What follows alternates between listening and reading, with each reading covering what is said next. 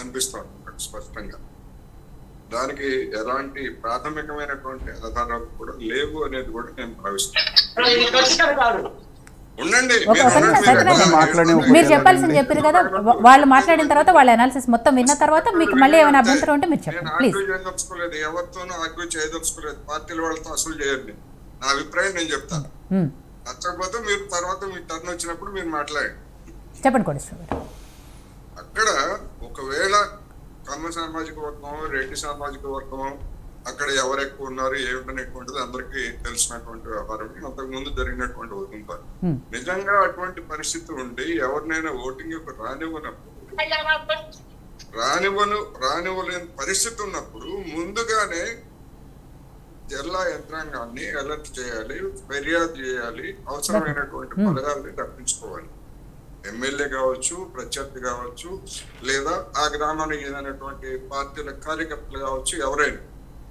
కానీ అలాగా చేసినటువంటి ఫిర్యాదులు ఉన్నట్టుగా ఎవరు చెప్పట్లేదు. ఈవెన్ వైసీపీ ప్రతినిధులు కూడా ఫిర్యాదు చేసినట్టు చెప్పట్లేదు కలెక్టర్కి కానీ ఎన్నికల కమిషన్కి కానీ. ఒకవేళ వాళ్ళు స్వీకరించారా లేదా అనే దానికి, ఒకవేళ స్వీకరించలేదనుకోండి, మీరు పంపించినటువంటి టెలిగ్రామ్లు ఉంటాయి, ఈమెయిల్స్ ఉంటాయి, లేదా వాట్సాప్లు, ఇవన్నీ కూడా ఉంటాయి కదా ప్రాథమికమైనటువంటివి. ఇవేమీ లేకుండా మొత్తం ఈసీ వాళ్ళంతా చెప్పేశారు, అధికార యంత్రాంగం చెప్పేశారు అనేవి పచ్చి కట్టుకథలు తప్ప మరొకటి కాదు. అందుకని అలాంటి ఆధారాలు ఏమైనా ఉంటే మీరు చెప్పండి, దాని గురించి ఎవరైనా ఆలోచిస్తారు. రెండోది, అటువంటి పరిస్థితి లేనప్పుడు, అటువంటి పరిస్థితి ఉంటే ఒకవేళ పోనీ మీ దగ్గర ఉన్నటువంటి కౌంటర్ వీడియోలు ఏమన్నా ఉంటే వాటిని బయట పెట్టండి. కౌంటర్ వీడియోలు ఉండాలి కదా. మరి ఎమ్మెల్యే ఇంతమంది జనాన్ని వేసుకొని వెళ్తున్నప్పుడు, ఒక ఘర్షణ జరుగుతున్నప్పుడు, ఎమ్మెల్యే దగ్గర కావచ్చు, లేదా అనుచరుల దగ్గర కావచ్చు, వైసీపీ వాళ్ళ దగ్గర అసలు ఏమీ కెమెరాలు లేకుండా ఉన్నాయా? ప్రత్యర్థులు ఆ విధంగా అడ్డుకుంటున్నప్పుడు వాటిని ఎందుకని వీడియో తీయలేదు? ప్రైవేట్ గా అయినా ఇంకో విధంగా అయినా. అందుకనే ఇవన్నీ కట్టుకథలని చెప్తున్నాను. ఎక్కడ పోలింగ్ బూత్ లోకి వెళ్తుండగా ఆ సీన్ చూసినప్పుడు అక్కడ కమోషన్ గానీ లేకపోతే ఇంకోటి గానీ ఉన్నట్టు ఏం లేదు. తాపీగా వెళ్ళి దాన్ని బద్దలు కొట్టేసి బయట రావడం కనిపించింది తప్ప.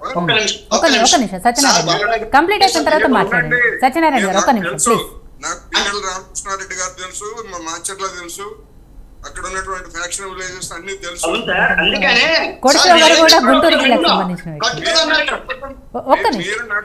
సత్యనారాయణ గారు ఆ వీడియోలు అవన్నీ కూడా టీవీలో వచ్చాయి, యూట్యూబ్ లో వచ్చాయి, అన్నిట్లో అందరూ చూసారు. రైట్, మాట్లాడండి. ఆయన అనాలిసిస్ ఆయన చెప్పనివ్వండి, తర్వాత మీరు మాట్లాడారు. ఆయన అనాలిసిస్ ప్రకారం అది కట్టుకథ, తర్వాత కాదు అనుకుంటే మీరు మాట్లాడండి. సత్యనారాయణ గారు ప్లీజ్. చేయొద్దు, నాకు కూడా చెప్పారు ఇదంతా కట్టు కదా అని. అక్కడ నాకు కూడా చెప్పారు.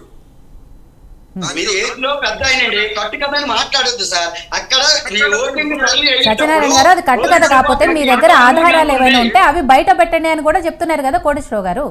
రైట్, అది నెక్స్ట్ మీరు మాట్లాడండి, మీ టర్న్ వచ్చినప్పుడు మీరు మాట్లాడండి. మీ దగ్గర ఉన్నటువంటి వీడియో ఫుటేజ్ కానీ, సెల్ ఫోన్స్ కానీ, లేదా ఇతర ఆధారాలు కానీ ఇంతవరకు ఏమి బయట పెట్టకుండా అనేకమైనటువంటి కథలు వినిపిస్తున్నారు. ఒకవేళ అదే కనుక నిజమయ్యేట్లయితే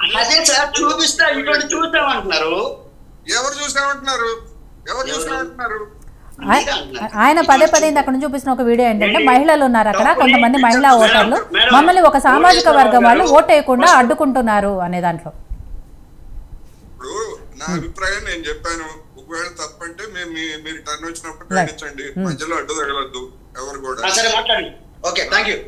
అందువల్ల ఇవన్నీ చూసినప్పుడు నిజంగా ఒకవేళ మన రామకృష్ణారెడ్డి గారు ఏ నేరం చేయకపోతే, లేదా అన్యాయాన్ని ఎదుర్కొనేట్లయితే ఆయన అక్కడ ధర్నా చేయొచ్చు, కూర్చొని ధర్నా చేయొచ్చు, అధికార యంత్రాంగాన్ని రప్పించవచ్చు.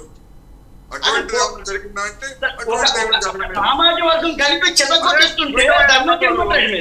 సామాజిక వర్గం ఓకే, ఆ సామాజిక వర్గము ఆ రోజు గొడవ, ఆ రోజు వదిలేండి. నెక్స్ట్ డే ఇన్ని రోజులు ఎందుకు ఆయన ఏం జరిగిందో బయటకు వచ్చేందుకు చెప్తలేరు? పోనీ మీరన్నా అదే ఆ వీడియోలో ఆయన ఎందుకు చూపిస్తలేరు? కులం గురించి ఎందుకు మాట్లాడకపోతే నువ్వు చెవులు మూసుకో, అంతేగాని అడ్డం తగ్గుతావు ఎందుకు? అడ్డం తగిలితే నీ వాదన ఏమైనా నెగ్గుతుందా చర్చలో? లేకపోతే మీ నాయకుడికి ఏమైనా కేసు ఏమన్నా కొట్టేస్తానా?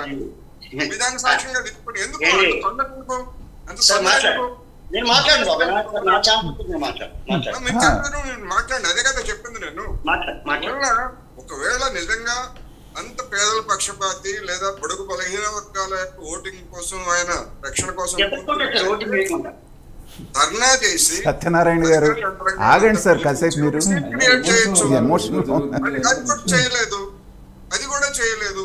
కంప్లైంట్లు లేవు, ధర్నాలు చేయలేదు, ఫిర్యాదులు చేయలేదు, ఏమి లేకుండా వెళ్ళి సింపుల్ గా వెళ్ళి కొట్టేసినట్టు కనిపిస్తా ఉంది.